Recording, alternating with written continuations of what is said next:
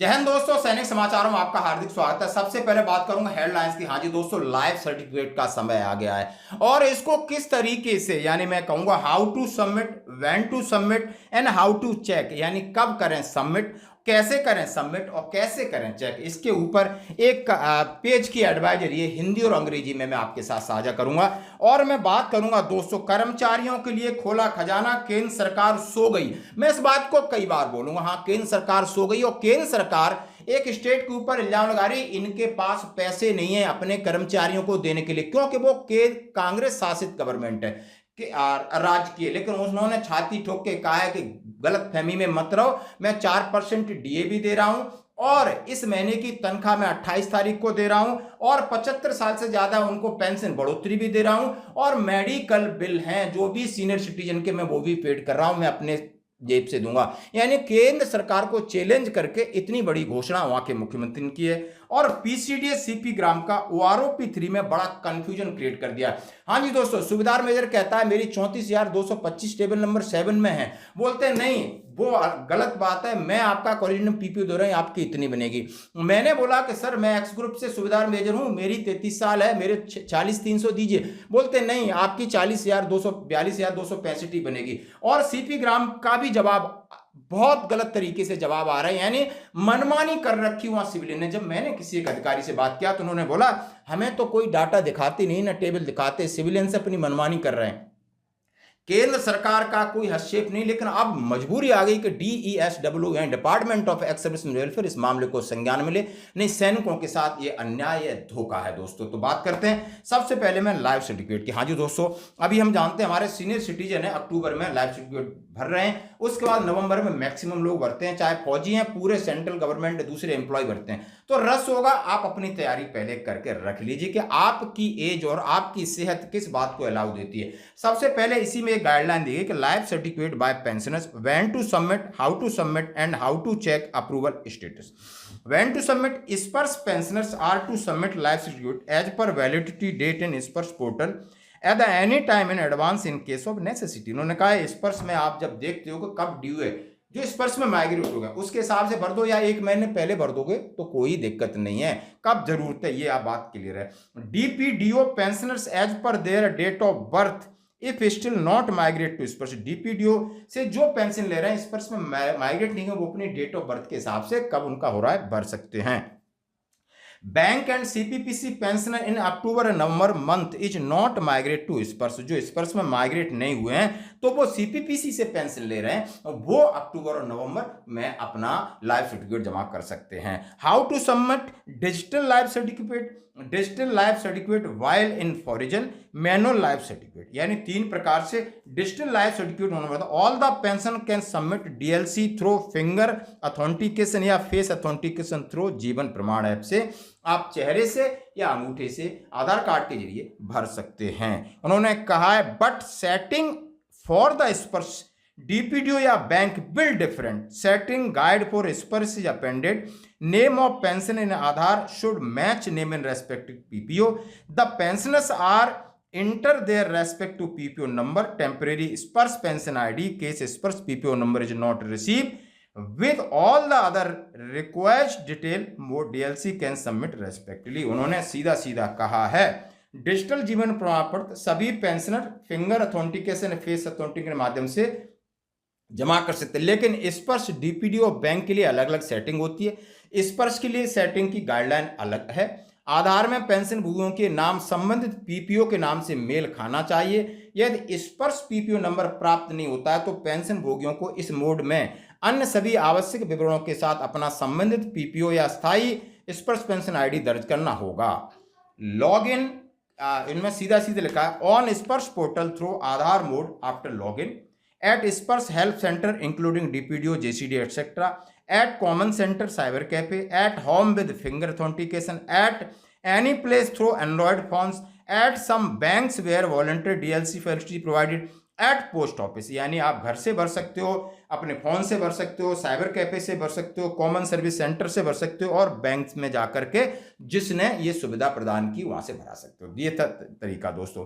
Digital life certificate well विदेश में इसके लिए मैंने आपको बता दिया, इसकी अलग से एडवाइजरी निकली है। Manual life certificate download MLC from SPARSH portal, login, get sign by designated authority as appended. जैसे कि कहा है आप बैंक से अभी तक भरते आए हो एमएलसी, उस पर एक अधिकारी के साइन होते हैं और सभी बैंक एमएलसी प्राप्त करने के लिए अधिकृत हैं। स्पर्श पीपीओ के साथ आधार कार्ड में नाम बेमेल होने के साथ यदि कोई समस्या आती है तो इसके बारे में पूरा जानकारी दिए।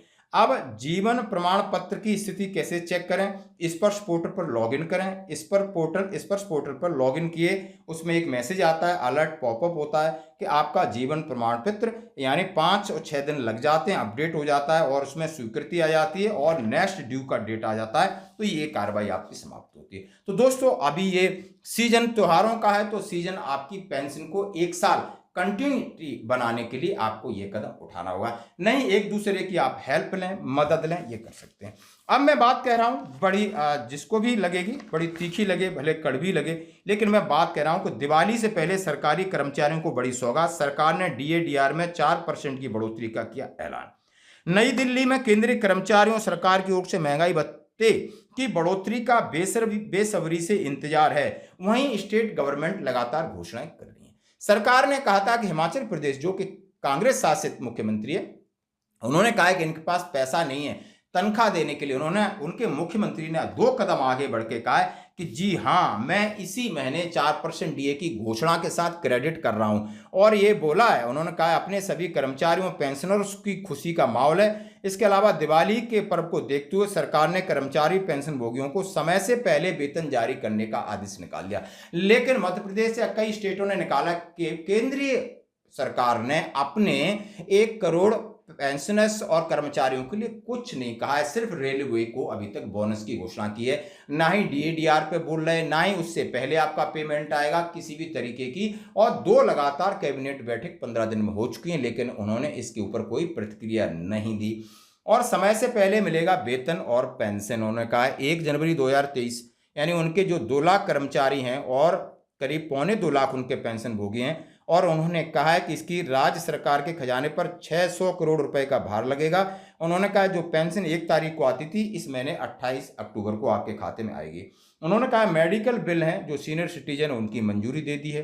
75 साल से अधिक उम्र वाले पेंशन के लिए एरियर भी मिलेगा उनको। और उन्होंने भाजपा पर सीधा निशाना साधा कि केंद्र, उन्होंने पैसे की कमी को लेकर झूठ फैलाने और प्रधानमंत्री और भाजपा के राष्ट्रीय अध्यक्ष को गुमराह करने के लिए विपक्ष के नेता जयराम ठाकुर पर कटाक्ष किया। उन्होंने कहा है कि हमारी वित्तीय समस्याएं, हम कर्मचारियों की शिकायतें दूर नहीं कर पा रहे, उनको पे और पेंशन नहीं दे पा रहे, ये झूठ है, हम उनसे ज्यादा देंगे। तो यानी केंद्र सरकार के मुंह पर तमाचा मैं बोल रहा हूं कि इन्होंने डीए भी 4% बढ़ाया, 75 वाला पेंशन की जो बढ़ोतरी उसका एरियर भी दे रहे हैं और समय से पहले आपका पेंशन और पेमेंट की घोषणा की। हम स्वागत करते हैं ऐसे मुख्यमंत्री का। केंद्र सरकार सो रही है, कब जागेगी, जैसा हम आपके सामने कह चुके। अब दोस्तों बड़ा इंटरेस्टिंग सवाल है।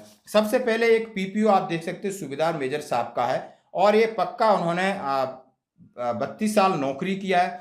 अब उनका सर्विस पेंशन 30,200 रखा गया है। 1 जून 2020 में ये रिटायर्ड हुए थे और अब जब अब रिवीजन किया है तो 1 जुलाई 2024 से फॉर लाइफ भी 30,200 रखा है पीपीओ में, जबकि 34,625 कुछ बन रहा है। जब इन्होंने शिकायत डाली तो वहां से जवाब आ गया कि आपका टीओई के मुताबिक इतना ही बनता है। भाई इनका क्या कसूर है, आप देख सकते हो। एक है जिसका ग्रुप चेंज कर दिया है, पेंशन नहीं बढ़ाई है। हम लोगों का ये सीपी ग्राम से जवाब आया, इसमें कई सूबेदार मेजर ऑनरी लेफ्टिनेंट हैं, कैप्टन है, आप देख सकते हो।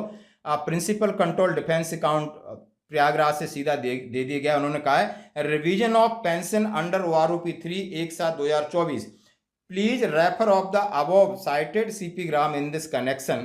It is stated that revision of pension under OROP with effect from 1 July 2024 has been done with reference of actual qualifying service shown in column 1 table subject to maximum terms of engagement Appendix Act Circular number 555 for each rank and applicable from time to time. The maximum terms of engagement सूबेदार major honorary lieutenant 98 से 30 साल है। Therefore revise rate of pension under OROP 1/7/2024 is correct, यानी जो आपको मिल रहा है सब करेक्ट है और हमारे पास इसके लिए कोई नहीं। अब मैं इनका बड़ा सवाल है, आप सभी सैनिक हैं, बहुत सारे सूबेदार मेजर हैं, सूबेदार मेजर है वो एक्स ग्रुप का है और उसकी 33 साल नौकरी है, आते समय उसको ऑनरी लेफ्टिनेंट मिल गया। अब उनको कहा जा रहा है 42,625 के हकदार है लेफ्टिनेंट के बाद। यदि वो लेफ्टिनेंट नहीं मिलता, सूबेदार मेजर एक्स ग्रुप का रहता, तो उसको 46,300 है, जो कि सभी को मिल गया है। अब उसका क्या कसूर है कि वो सूबेदार मेजर से बेटर था कि 46,300 मिलती, अब 42,625 पे कर दिया क्योंकि आपको एक और प्रमोशन मिल गया है। ये है OROP का संशोधन, और इसी का जवाब ये दे रहे हैं कि भाई हमारे पास जो लेटर है हम उसके हिसाब से कर दिया, बाकी आप कोर्ट का दरवाजा खटखटाओ या किसी का दरवाजा खटखटाओ, इनके पास इस बात के लिए कोई समय नहीं है, ना कोई जवाब है। धन्यवाद, आज की खबरों में इतना ही, बने रहिए हमारे साथ।